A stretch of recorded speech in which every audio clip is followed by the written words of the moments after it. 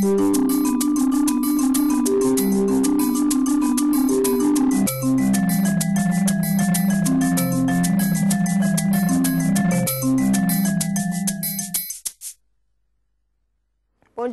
e buon lunedì a tutti quanti. Che lunedì è? Un lunedì difficile, pesante. Vi ricordo il numero telefonico per intervenire: 0422 1626 798. E che dire, parliamo di questo caos al governo, e in realtà caos, Tuma Cottarelli ha detto sì, come dicono in America yes I do lo voglio, vediamo cosa succederà, se troverà la maggioranza. E noi ci chiediamo, ma Mattarella alla fine, ieri, che cosa ha fatto? Ha difeso gli interessi degli italiani o dei poteri forti?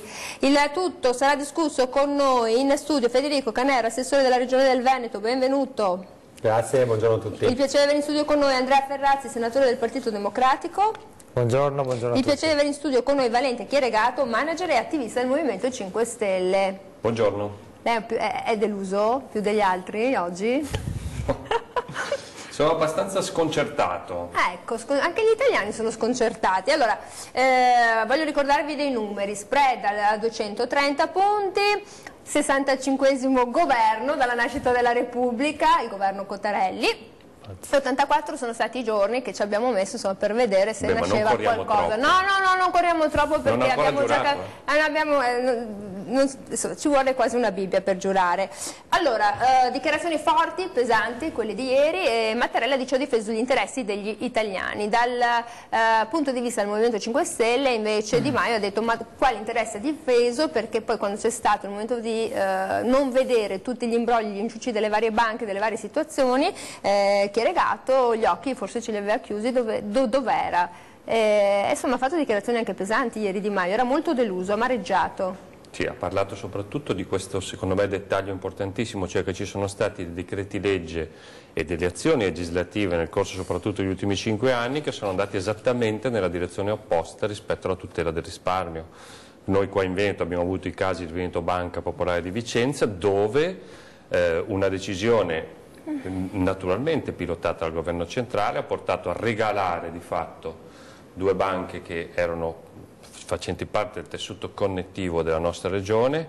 Alcuni sostengono che addirittura si sono volatilizzati 19 miliardi di euro, poi su queste cose probabilmente non sapremo mai la verità, ma sono soldi, denari sottratti al risparmio, proprio presi dalla carne viva dei cittadini veneti, e non solo, perché Veneto Banca aveva anche filiali in Puglia sotto un nome diverso, Banca Puglia se non mi ricordo male, e quei soldi sono stati sottratti a che cosa? Sono stati sottratti a investimenti in aziende, sono stati sottratti a studi dei ragazzi che magari senza quei soldi non possono studiare in università di pregio o di prestigio, sono stati sottratti proprio a quello che serve per far andare avanti il tessuto connettivo della società. Quindi lei dice dov'era Mattarella lì? Di fronte a tutto questo, io non mi ricordo nulla da parte né della Presidenza del Consiglio né tantomeno da parte di partiti che oggi dicono che Mattarella ha fatto bene. Mattarella ha fatto bene. Allora vi ricordo sempre 0422 16 26 798,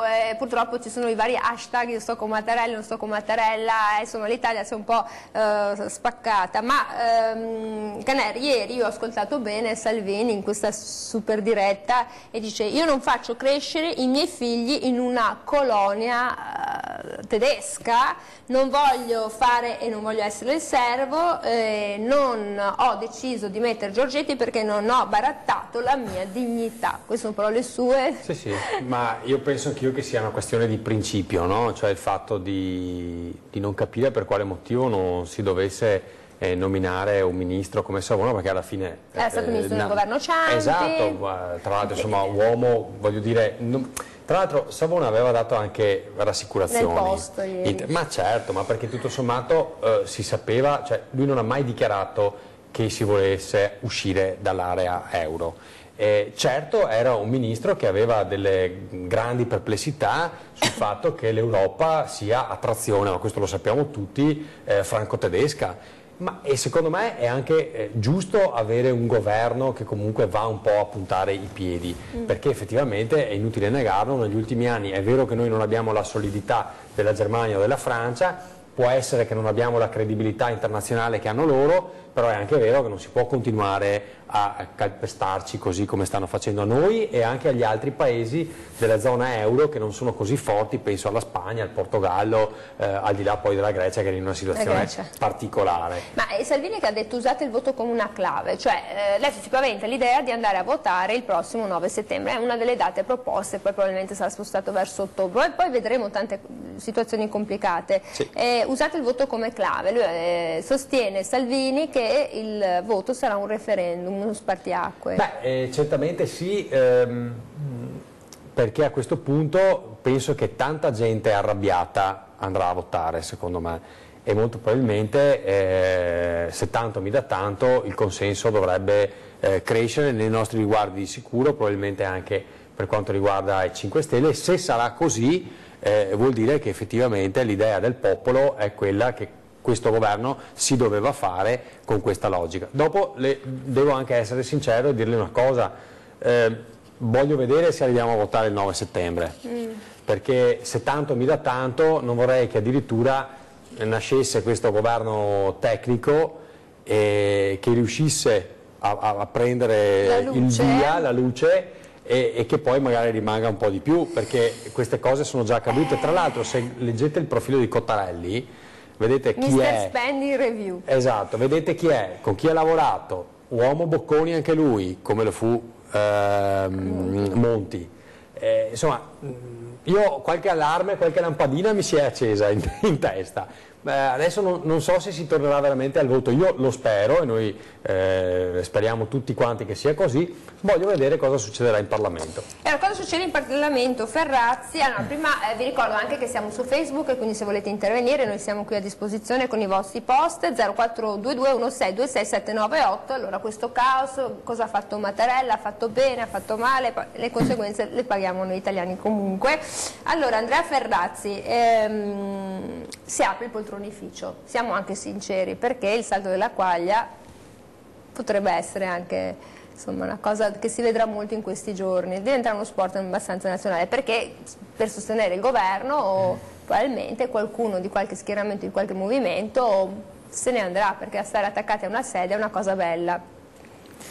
Ma io credo che i numeri saranno difficili in Parlamento in questa direzione, non mi pare che ci sono le condizioni affinché il governo abbia un appoggio parlamentare, se devo parlare con trasparenza. Però il PD lo appoggerà. Il PD lo appoggerà, ma non credo che ci sarà la maggioranza assoluta necessaria per farlo partire davvero. E lo vedremo nelle prossime ore, ma se io dovessi fare una previsione è questa.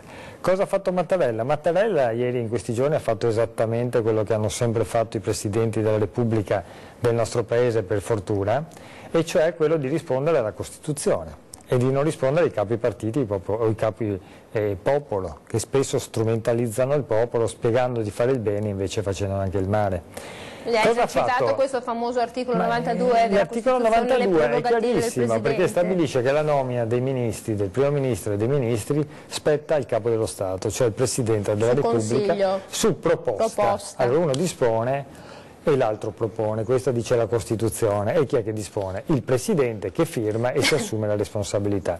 Ora, che un Presidente della Repubblica risponda alla Costituzione, per fortuna è sempre avvenuto, perché la dialettica interna, appunto, tra chi dispone e chi prima propone c'è sempre stata, ma c'è stata con Renzi. Renzi aveva proposto 4 anni fa un ministro della giustizia, mi pare Tagliattieri, è stato Napolitano, aveva ritenuto che ci fosse una, diciamo, di fatto un'opportunità di non inserirlo in quanto magistrato e via dicendo, ma l'ha fatto Scalfaro nei confronti di Previti, no? Col governo di Berlusconi, quando appunto Berlusconi lo voleva Ministro della Giustizia, ma potremmo continuare. Vabbè, cioè, è una prerogativa. Allora, vede qual è la cosa particolare, che non era mai successa nella storia della Repubblica?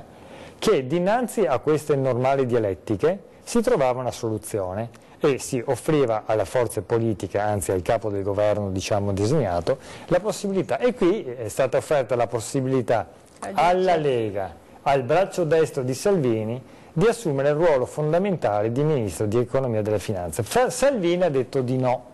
Perché? Me lo dice Salvini dopo la ha detto telefonata. di no. Perché? Perché c'è chi dice anche insomma, che sia una mossa molto astuta. Dopo me lo dice. Allora prendiamo la telefonata. Pronto? Buongiorno. Buongiorno a lei e ai suoi ospiti. Io volevo dire semplicemente che è inutile arrabattarsi, tanto non sapremo mai quanto ci hanno svenduto i nostri politici ai poteri forti. Ma quali poteri forti? Ci hanno svenduto il primo offerente per 4 palanche. Chiedo e mi domando, ad esempio, se qualcuno si rende conto cosa succedeva ieri a Roma. C'era il concorso ippico e la grande sfilata dell'ultimo Giro d'Italia tra buche e scoasse. Poi sentiamo stamattina di migliaia e migliaia di extracomunitari che stanno riprendendo la via dell'Italia, e se non vado errata mi sembra che anche in Spagna ci sia corruzione e porcherie a gogò. E guardate, è arrivato mio nipote dalla Germania in questi giorni, che è andato per lavoro, e ha detto che neanche in Germania se la spassano tanto bene. E allora vogliamo rimboccarci davvero le maniche, oppure ognuno andrà per conto proprio e si salvi chi può? Grazie. Mi ringrazio. Grazie. Allora, poi diamo una risposta alla signora. Salvini è un furbacchione? Ma è del tutto evidente che Salvini aveva l'ok del Capo dello Stato, diciamo attraverso il Presidente del Consiglio incaricato che aveva fatto i nomi, di tutti i ministri, compreso il suo, compreso Salvini, Ministro degli Interni, e quindi c'era l'accordo su tutto. Ha fatto saltare il banco su una proposta di mettere il suo braccio destro al Ministero dell'Economia. È una cosa che non è mai avvenuta, ma perché è del tutto evidente, Salvini vuole tornare al voto, ma questo l'hanno capito anche i 5 Stelle, adesso l'ospite che qui dirà il contrario, ma lo sappiamo tutti a Roma che è così. Perché anche i 5 Stelle non volevano questo gioco qui. Perché lei viene da Roma e ci può raccontare i pettegolezzi romani. I pettegolezzi di Salvini di sicuro. Ma questa è la verità, cioè non è un pettegolezzo. Cosa corre tra l'aula alta e l'aula bassa? Le due, si sa, questa e non è una leggenda tipo metropolitana. È un'analisi dei fatti. È un'analisi dei fatti. Noi non possiamo dirlo così. Da vedere. No, io però onestamente credo che... Non è un furbacchione. No, io credo che ci sia anche una questione di principio, non di poco conto, cioè nel senso che qua abbiamo due forze che avevano preso 32 e 17%, quindi il voto popolare si era espresso lì, e non è stato facile perché onestamente ci abbiamo messo un bel po' di tempo, 84 giorni, bravissimo, per trovare un equilibrio sottilissimo, fatto di programmi e di nomi. E onestamente alla fin fine cambiare un nominativo solo non è detto, per esempio, che giustamente lui dice ma è Giorgetti il braccio destro, ma al di là della questione di principio bisogna anche vedere cosa comportava anche nei confronti degli alleati. Giorgetti voleva farlo? Ma a parte Giorgetti, ma anche la stessa controparte del 5 Stelle. Non era nel contratto. Ma certo, perché non era nel contratto. Però insomma, nome bis di solito. Savona andava bene ad entrambi. Ma andava bene anche Giorgetti e 5 Stelle. Ma allora prendiamo la telefonata e poi rispondiamo alla signora che ci ha chiamato, ha detto è inutile arrabattarsi, tanto ci hanno già svenduti al primo che è passato. Pronto, buongiorno. Pronto, buongiorno, sono Franco da Udine Nord, ore 13. Certo, siamo qua. Volevo dire al responsabile della Lega, no? Che Salvini praticamente ha fatto i suoi calcoli, non ha messo un Giorgetti al capo dello Stato, perché al Presidente, diciamo, perché il 5 Stelle magari avrebbero votato in qualche occasione sempre contro, perché 5 Stelle e Lega non si possono vedere. Mettiamo una persona neutra, in modo che Lega e 5 Stelle li votano contro. Questo non è stato capito da tante persone. Il discorso è che Mattarella ha giocato sporco perché ha tergiversato finalmente talmente tanto che adesso darà il compito al PD di fare un governo di transazione praticamente. Perché non ha messo qualcuno, oppure tirate le orecchie a tutti e due e dire vi metto lì nel coso dei vescovi, come fanno i vescovi, mai non fate il presidente e mai non uscite cos'è il concistoro, mi pare che sia. Allora, Franco, pane e acqua e finché non viene fuori il coso li teniamo lì finché non c'è la fumata bianca. È una situazione difficile. Allora, Valente Chieregato, io devo andare in pubblicità, però una battuta rapida, poi riprendo da lei. Ha fatto il furbacchione Salvini, secondo lei? Si è fatto questa opinione? Io perché l'ho visto molto affranto ieri sera. Io lo dicevo qui poco prima che iniziassimo. In politica quello che è accaduto ieri è già preistoria, per cui tutte queste dietrologie, questi accordi sotto banco, ma valgono, non valgono, sono veri, non sono veri. Quello che registro io è che ogni volta che incontro, ascolto qualche esponente del Partito Democratico, loro ne sanno sempre di più, ne sanno sempre una più degli altri, sono sempre quelli che sanno le trame, conoscono tutto, sono tutte cavolate. La verità è che quello che è successo ieri in politica è preistoria, ricordatevi questo.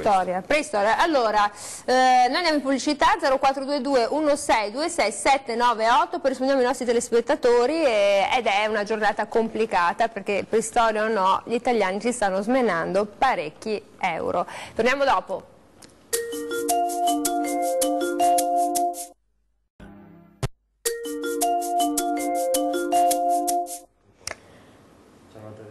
Eccoci qui, siamo tornati in diretta 0422 1626 798. Allora, Chieregato, il sindaco Udine ha detto che Salvini ha fatto i cavolacci suoi e invece l'altra signora che ha chiamato ha detto inutile arrabattarsi, tanto si sapeva che andava a finire sostanzialmente così e gli italiani stanno qui alla stanga, si dice. No, e dice preistoria. Perché dice che è preistoria? Uno vorrà anche capire delle motivazioni, no? Si riaprono perfino i cold case, quindi uno vorrà anche capire, giusto? Innanzitutto bisogna vedere se questo spread, che tra l'altro oggi è aumentato nonostante ieri 230 alle 12 qualcosa, no? Perché per la precisione, per l'amore del lavoro. Certo, con la stessa logica con la quale io sostengo che non sono pochi giorni di spread a cambiare sorti economiche di un paese, ovviamente oggi non è rilevante, però registriamo che oggi è aumentato di 40 punti. Bene. E naturalmente è con Cottarelli, Presidente del Consiglio incaricato, ancora non ha giurato, per cui non è ancora Presidente del Consiglio, non è ancora il 65esimo Presidente del Consiglio, per ora, perché si diventa Presidente del Consiglio il giorno che si giura, dopodiché c'è la fiducia in Parlamento che questo Presidente non prenderà. Comunque io penso che non ci saranno conseguenze e non ci sarebbero state comunque conseguenze economiche rilevanti. Sono lunghi periodi di stagnazione, sono lunghi periodi di abbassamento, addirittura ancora peggio, di stagnazione del prodotto interno lordo. Voglio ricordare che sono 30 anni che l'Italia è all'ultimo, al penultimo o al terzultimo posto in Unione Europea come progresso del prodotto interno lordo, come qualità del progresso del prodotto interno lordo, perché bisogna vedere anche questo, cioè come si aumenta, attraverso quali aumenti, perché è facile aumentare, basta fare grandissimi investimenti e il prodotto, oppure detassare violentemente, il prodotto interno lordo aumenta, bisogna vedere come, in maniera consolidata, non consolidata, attraverso investimenti pubblici, privati, cioè bisogna guardare la cosa nel suo complesso, non si può non guardiamo solo il numero così com'è. Il numero così non vuol dire niente. Io devo prendere la telefonata e poi vi faccio dare la risposta. Pronto, buongiorno. Buongiorno a lei e ai suoi ospiti. Prego. Guardi, io sono un veneto di 57 anni ormai. Come ormai 57 anni? Veneto? Allora le tolgo la cittadinanza veneta, se c'è una cittadinanza veneta. Lei deve dire sono... No, allora parliamo di italiano. Noi italiani siamo un bel popolo, le dico. E non possiamo essere trattati in questa maniera, dopo 85 giorni avere ancora un governo. Io dico solo una cosa, se gli italiani hanno scelto questi due partiti che hanno avuto il massimo dei voti, 5 Stelle per quanto riguarda conto proprio e Salvini per quanto riguarda l'alleanza con gli altri partiti di destra, io avrei detto devono provare. Non possiamo essere qua adesso a sortirci un altro governo fatto dal Presidente della Repubblica. Per carità, io ho rispetto del nostro Presidente della Repubblica, ho rispetto della bandiera italiana, però ci sentiamo presi per i fondelli. Negli ultimi 10 anni, fra il governo Monti, Letta, Renzi, Gentiloni, adesso sto governo di Cottarelli, ma Per cosa ci chiamano a votare? Per cosa spendiamo tutti questi soldi a votare, quei problemi che ci sono, che hanno tanti italiani? Questo io che non approvo insomma, lei più. sta dicendo, giovane ragazzo di 57 anni, che sarebbe inutile andare a votare. Ma io dico che ci stanno prendendo tutti per i fondelli qua, cioè noi andiamo a votare perché è giusto votare. Però non trovo giusto una cosa così. Grazie, grazie, la ringrazio. 0422162679 dice Chieregatto, bisogna vedere i numeri nella globalità e osservando bene questi numeri sono comunque tanto preoccupanti.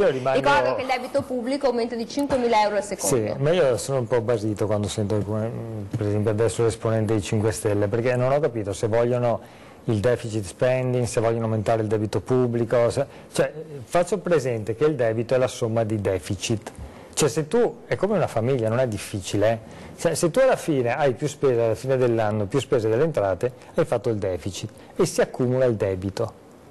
Allora l'Italia ha un problemino grande come una casa, cioè ha creato un debito per scellerate politiche clientelari, diciamo dei decenni precedenti, che è secondo solamente ad un paese a livello dell'Unione Europea, rapportato naturalmente alla produzione sta parlando delle politiche che avete fatto voi, Allora voglio dire, questi i 5 Stelle che adesso vengono a dire che il problema del debito esiste, quando avete nel programma elettorale quello di andare strutturalmente in deficit annuo, quindi vuol dire aumentare il debito. Dopodiché avete messo nella prima versione dell'accordo, quel famoso contratto, che addirittura la Banca Europea, che aveva sostenuto con l'italiano Draghi, con qualche miliarduzzo appunto al nostro sistema per dare solidità appunto alla nostra nazione, 250 miliardi no, di euro. si cancella, ma allora lei è come se una famiglia che ha un debito con un'altra dice no, non te la pago più, allora può dirlo, ma chi è che gli presta altri soldi? Chi è che si fida di quella famiglia? Chi è che si fida? Allora concludo su questo. Il tema vero è che qui stiamo giocando con il fuoco, stiamo togliendo i soldi dalle tasche degli italiani, questa è la verità, perché togliere credibilità al nostro paese, parlare di economia come se giocassimo a Monopoli, andare all'Ilva a Taranto a dire mentre c'è un compratore che mette sul piatto 4 miliardi e 200 milioni, di cui 2 miliardi e 400 per il sanamento ambientale e 1 miliardo e 800 per l'acquisto, per salvare 14.000 euro posti di lavoro al sud, e mettere nel governo, nel programma di governo, come ha messo i 5 Stelle e la Lega, chiusura dell'Ilva, è una cosa che non sta né in cielo né in terra. Ma chi è che viene a investire per la difesa degli italiani, del risparmio del lavoro? Questa è la questione di fondo. Allora prendo la telefonata e poi vi faccio dare una risposta. Sta sbagliando totalmente, Eccoci qui, prendiamo la telefonata. Io sono preoccupata per la salute delle 14.000 persone che ci lavorano e per tutte le persone, le mogli e i bambini che stanno morendo. Ma Renzi ha scritto un libro che deve andare in deficit del 2,9. Io prendo la telefonata ricordandovi, cari signori, che tra un anno oggi, e quindi non è preistoria, è futuro, saremo proprio il seggio a votare il Parlamento europeo, quindi ricordiamoci anche questa data importante. Pronto, buongiorno. Pronto, buongiorno. Prego, deve abbassare la televisione, il televisore anzi, scusi, sì, perché se no sentiamo Marte, Venere, tutte... Eccoci. Sì.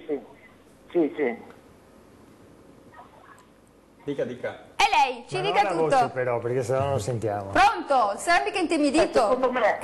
Secondo me è stato uno sbaglio proprio di pubblica. Sai che la sentiamo poco, deve parlare un po' più forte.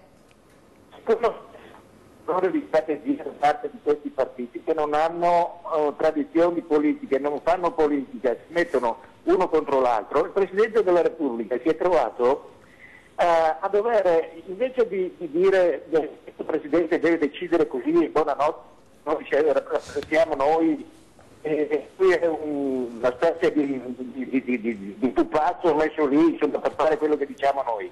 Se non avessero comunicato alla stampa in maniera così forte, lui non si fosse trovato in questa condizione, probabilmente sarebbe stato più facile trovare una soluzione. Siccome queste persone che vengono non sono abituati a fare politica, non sanno che la politica... Il 5 Stelle e la Lega, cioè se li metti insieme, solo il 5 Stelle. Il 5 Stelle e la Lega messe assieme non sono abituati a fare politica, si mettono muso duro contro muso duro. Se non avessero comunicato alla stampa, questi sono i nostri ministri, è solo una roba da ratificare. Se lo avessero fatto a me, se fossi stato io Presidente della Repubblica, di fronte a uno che mi dice no, anch'io, no, io capisco uno che dice ma come, io devo solo dire di sì a quello che dite voi, un attimo, e non hanno capacità di strategia, secondo me, sono proprio... Ok, quindi lei dice, fosse stato io al posto di Mattarella avrei dato un bel 2 di picche. Le faccio dare una risposta dopo la pubblicità, sentiamo Caner, perché sulla questione che non hanno tradizione politica, insomma, magari ci pensiamo. 0422 16 26798, poi tutto sommato avere già i ministri in nomi era trasparenza e chiarezza da quello che ho capito da tutte e due le parti. Torniamo dopo.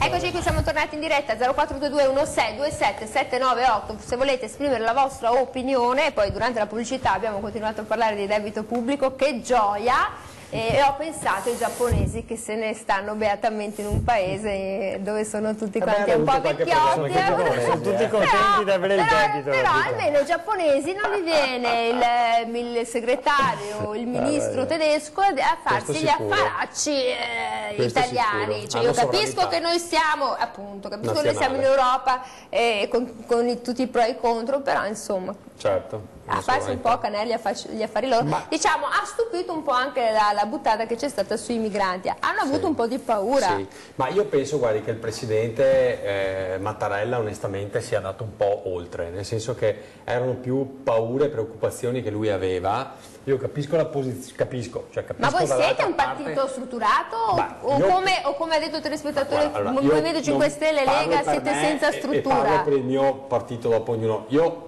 penso che la Lega in questi anni abbia dimostrato, sicuramente quando è nata, ma più di 20 anni fa. Ricordo che adesso siamo il partito più vecchio come sigla all'interno del Parlamento e non solo. E non avete mai cambiato il simbolo per il momento. Esatto, l'unica roba che è stata fatta è togliere Nord da Lega e basta, ma il simbolo è quello da più di 20 anni.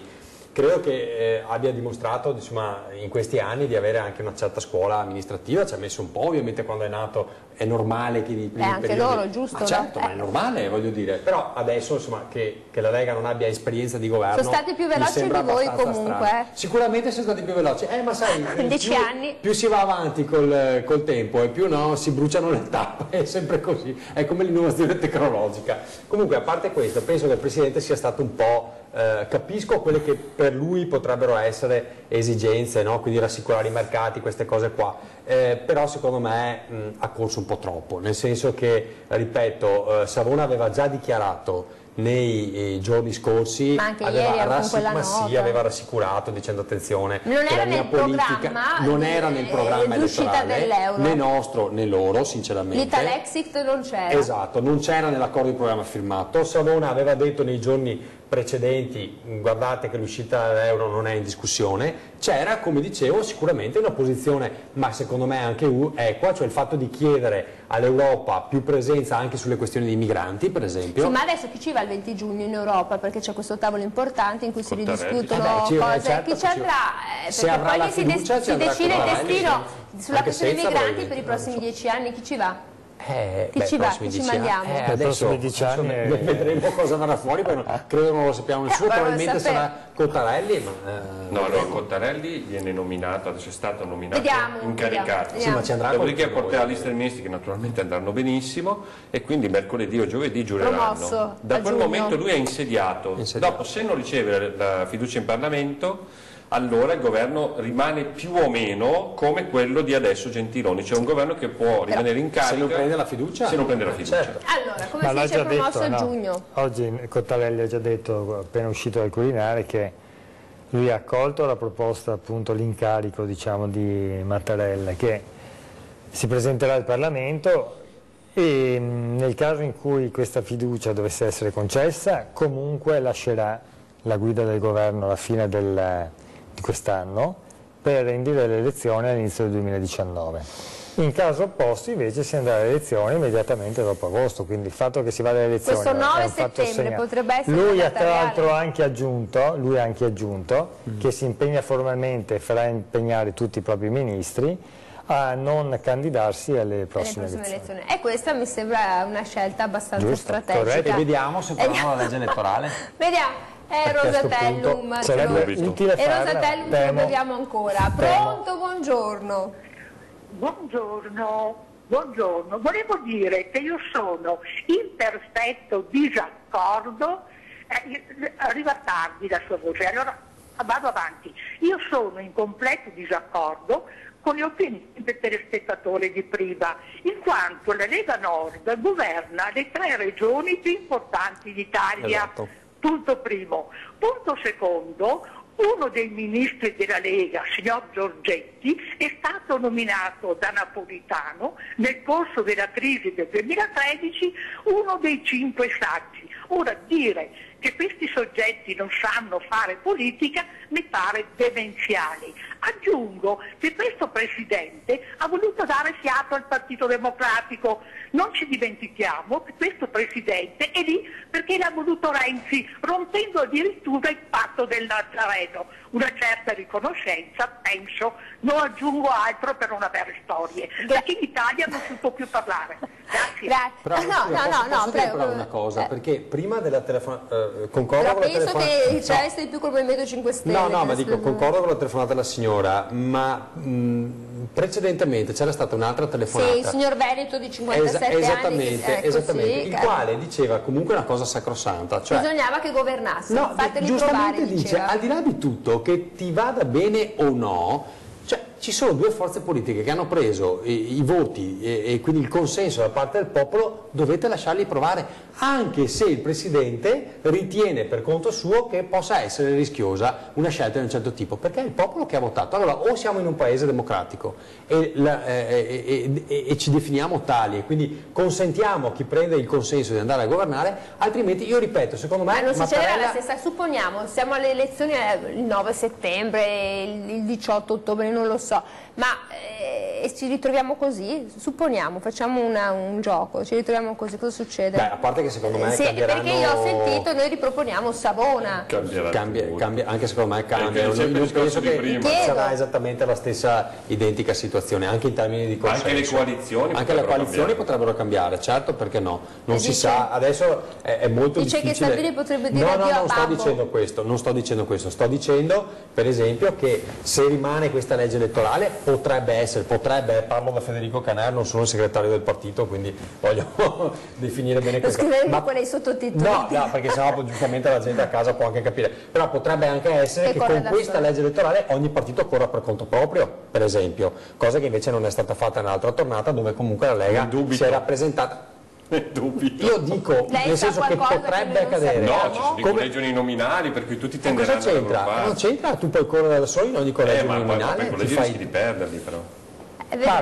Bisogna vedere. Secondo, non è detto che magari questo governo, se nasce, che magari faccia una nuova legge elettorale, che secondo me è la cosa più interessante comunque da fare per dare stabilità a un paese. Sarebbe molto interessante. Questo penso che vada bene a tutti, nel senso che penso che tutti siamo concordi sul fatto che una legge elettorale seria, che chi vince va a governare, ma questo non si può fare in questo momento, perché la nostra Costituzione prevede proprio un sistema proporzionale. C'erano i correttivi da parte della Corte Costituzionale che si potevano fare tranquillamente. Sì, ma sarebbe stato perché non è vero che ci hanno detto che non andava bene. Vabbè, allora ti sembra di vivere quel film Il giorno della marmotta, no? Che ogni giorno la marmotta ritornava e vivevi sempre lo stesso giorno. Stesso film. Stesso film. Prendiamo la telefonata. Pronto? Buongiorno. Buongiorno dottoressa, a lei e ai suoi ospiti. Buongiorno.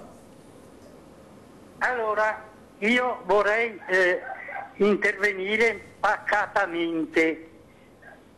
Abbiamo una Costituzione. La nostra Costituzione dice prima il lavoro e poi il popolo, mi sta bene. Però non dice chi deve mettere al governo o il Presidente o a comandarci a noi sudditi italiani. anche il Presidente della Repubblica non è stato eletto dal popolo italiano. Tengo a precisare che l'ultimo Presidente eletto dal popolo italiano è il signor Napolitano. Allora, Mattarella, per mia personale presunzione, va a prendere gli ordini ancora da Napolitano. Finché fa così, noi non arriviamo mai a avere la soddisfazione del popolo italiano. Datemi una risposta, grazie. Sì, beh, intanto non è una repubblica presidenziale, quindi la vedo dura che insomma si possa scegliere. Anche il cane era arrabbiato. Sono tutti arrabbiati, cioè c'è questa elettricità nell'aria. Allora, diamo una risposta al nostro telespettatore dopo la pubblicità e nel frattempo speriamo che lo spread non sia salito. A dopo. Anche il rischio ulteriore di...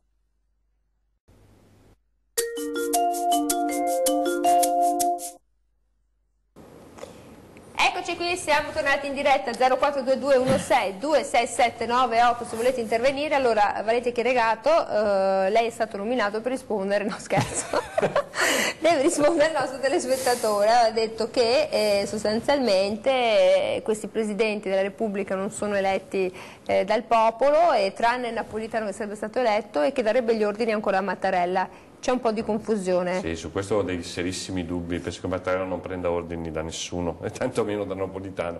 Può darsi che si sentano, perché comunque provengono non esattamente dalla stessa area politica, però forse hanno condiviso qualche pezzo di cammino insieme. Però io volevo dire una cosa, visto che si parla di Presidenti della Repubblica eletti e non eletti. Forse, io la butto lì perché tanto sono un cittadino libero e posso dire quello che voglio, forse potrebbe essere che nei prossimi 3, 4, 5, 6 mesi in Parlamento si potrebbe configurare diciamo così, l'ambiente ideale per cambiarla questa Costituzione, e cioè per farci diventare una nazione che una volta che si vota... Lei la butta lì così? Sì, la butto lì così.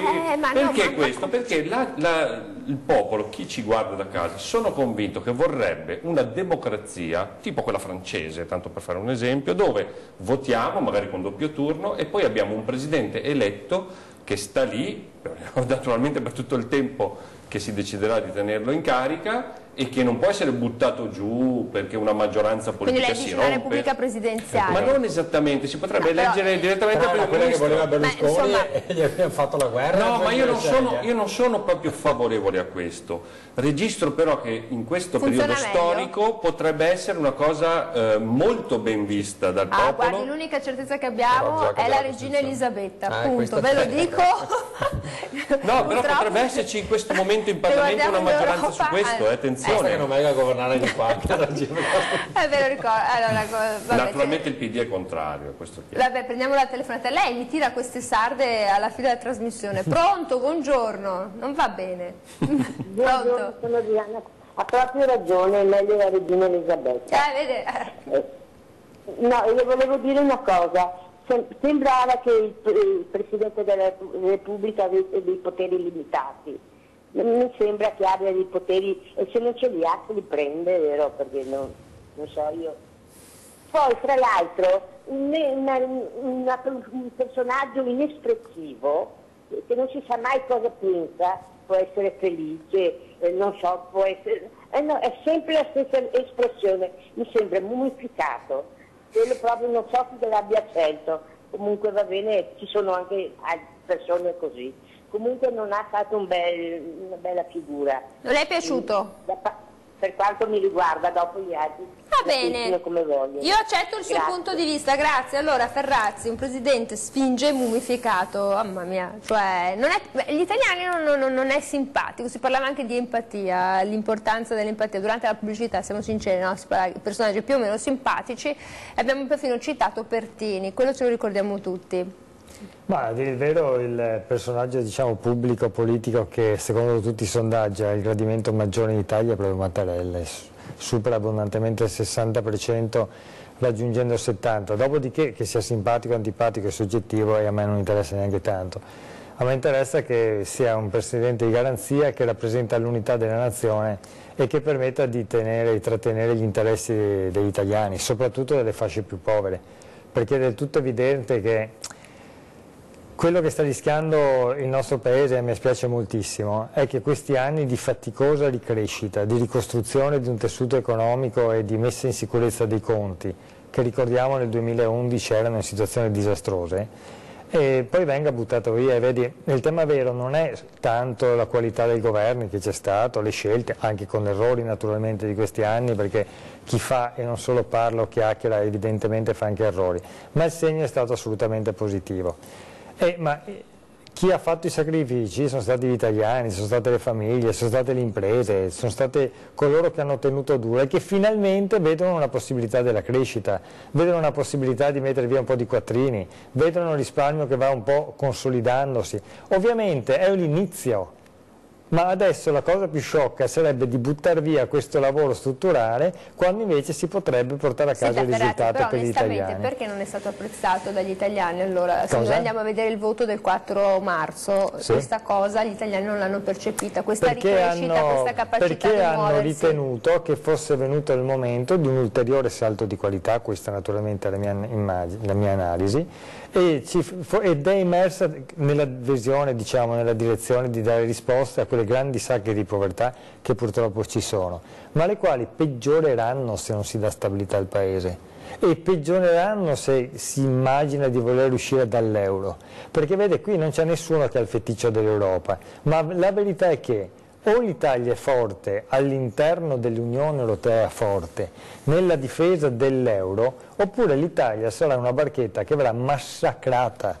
Questa è la verità di fatto, e quindi noi dobbiamo difendere. No, lo dite, e come? Non è vero, basta vedere tutti gli accordi. Non c'è stata una parola né da parte nostra e mi pare neanche da parte del Movimento 5 Stelle 10 giorni fa il capo, diciamo, dietro le quinte del Movimento 5 Stelle, Grillo, ha detto esplicitamente che bisogna o uscire dall'euro oppure di pensare l'euro a due velocità, uno per il nord Europa e uno per il sud Europa. Sì, però quindi non diciamo il primo documento che è uscito 10 giorni fa, quello che poi è stato, diciamo, presentato da qualcuno all'Huffington Post, c'era scritto esplicitamente uscita progressiva dall'euro, e questo era l'accordo che c'era all'interno del onestamente sai qual è il problema? Preso un po' di distanza negli ultimi periodi, sai qual è il problema? Essere onesti. Il problema vero è che anche il programma elettorale dei 5 Stelle,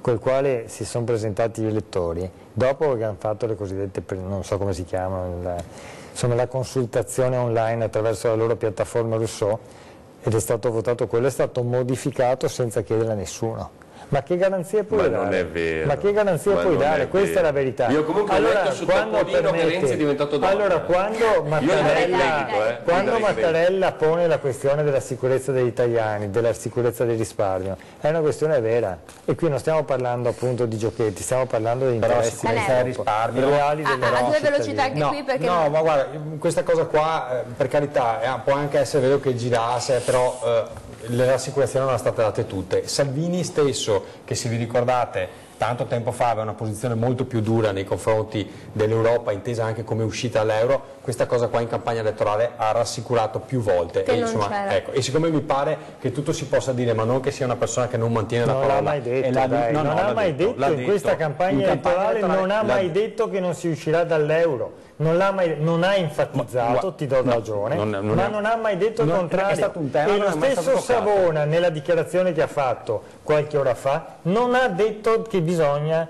non uscire dall'euro. Famoso piano B. Ha rassicurato, ma non l'ha mai detto. Bene, questa è la verità. Però bisogna anche dire una cosa. Scusami, e quando Salvini dice che le prossime elezioni saranno la clava oppure un referendum, dice questa cosa qui, nel senso che dice adoperiamo il voto, nel senso che ma se adoperiamo il voto perché troviamo in questa situazione di stallo. Però è il popolo che decide. Tu giustamente dici una cosa, cioè dal tuo punto di vista dici io sono preoccupato che avvenga questo, bene, ma se il popolo anche decidesse facciamo anche finta che il popolo anche decidesse di uscire dall'Europa. Se lo decide il popolo e lo esercita tramite il voto, che ti piaccia o non ti piaccia. Ma se poi si può andare a governare, sono assolutamente d'accordo, però bisogna spiegare cosa accadrà. Certo, e il popolo non va preso in giro. Adesso voglio vedere la prossima che sarebbe campagna. un disastro per le loro Vedremo la prossima campagna elettorale cosa ognuno dirà. Io dubito che Salvini dirà uscita dall'euro in maniera esplicita. No, però punto. Salvini ha detto che vuole puntare un po' i piedi in Europa. Questo sì, no, lo dicono tutti. Perché Renzi cosa faceva, cosa diceva? Diceva non l'ha fatto Renzi. E ti dico un'altra cosa, tu giustamente mi parli del tema legato alla difesa del denaro, delle finanze degli italiani, benissimo, però col tema delle banche locali, guardate che qua è stata una presa in giro centinaia e migliaia di persone e di imprese, ragazzi. Con la Veneto Banca e la Popolare di Vicenzo è stato fatto un furto legalizzato, ecco, e non è intervenuto la Banca d'Italia, non è intervenuto Mattarella, non è intervenuto nessuno. Purtroppo la questione delle banche che ho seguito personalmente, stiamo costituendo l'osservatorio con le associazioni, con i prefetti e il direttore il regionale della Banca d'Italia, chiamato e portato nel tavolo. È stata una vergogna veneta nei confronti dei veneti. Non è solo la Veneta, vogliamo dire non è solo e Veneta, quando nell'assemblea dei soci di Veneto Banca qualcuno diceva vengano almeno a controllare, perché il problema era la gestione, no? Cioè prima del controllore che ci doveva essere, e infatti il PD ha chiesto le dimissioni di Visco, però il problema è chi gestisce. E si dice noi ne vuoi portare via le banche, capisci? Allora, vogliamo andare a vedere se fosse una mala gestione, sono d'accordo, ma che ci fosse vengono fuori, che ci fosse una copertura della Banca d'Italia, mi dispiace, ma perché è altrettanto garantito. Tanto è vero che lo dicono gli stessi magistrati che stanno guardando i fascicoli. Ma allora, io devo chiudere la sto dicendo che il problema è chi ha gestito. Sono d'accordo. Si ritornerà a votare, lei dice speriamo non con questa legge, cioè, abbiamo il tempo per rifarne una, ma deve rispondere. Ne dubito moltissimo, però come dicevo prima, in politica una volta mi dicevano, tantissimi anni fa, un vecchio saggio, che è un mio maestro, mi diceva sempre, ricordati che in politica 2 più 2 può fare 3, può fare 5, ma puoi stare tranquillo che non farà mai 4. Non so, a me dicevano basta studiare da prete, è ora che te studi da vescovo, cioè guardi, a me dicevano questo. Comunque, cari politici che siete a casa, cari telespettatori, tutti fanno il conto senza l'osse, perché se gli italiani non fanno figli abbiamo poco di cui discutere, quindi mi auguro che comunque ci sia un'attenzione. Scusi, lei quanti figli ha? Una chiamata. Io ne ho. Allora, gli italiani non fanno figli e non ci sono poi gli insegnanti, i concorsi, insomma l'Italia deve tornare a generare. Noi torniamo domani, io ringrazio ovviamente Federico Canella, assessore in Regione Veneto, guarda che bene che si sta in Regione, no? Grazie ad Andrea Ferrazzi, senatore del Partito Democratico, che adesso chiamerò più spesso, la moglie non me ne voglia, per avere informazioni un po' pettegole su cosa si sa. No, pettegole ma discutere molto volentieri. E grazie a Valente Chieregato, manager attivista del Movimento 5 Stelle per essere stato con noi in trasmissione. La invito, però le sarde me le deve dare all'inizio. Noi torniamo domani, arrivederci.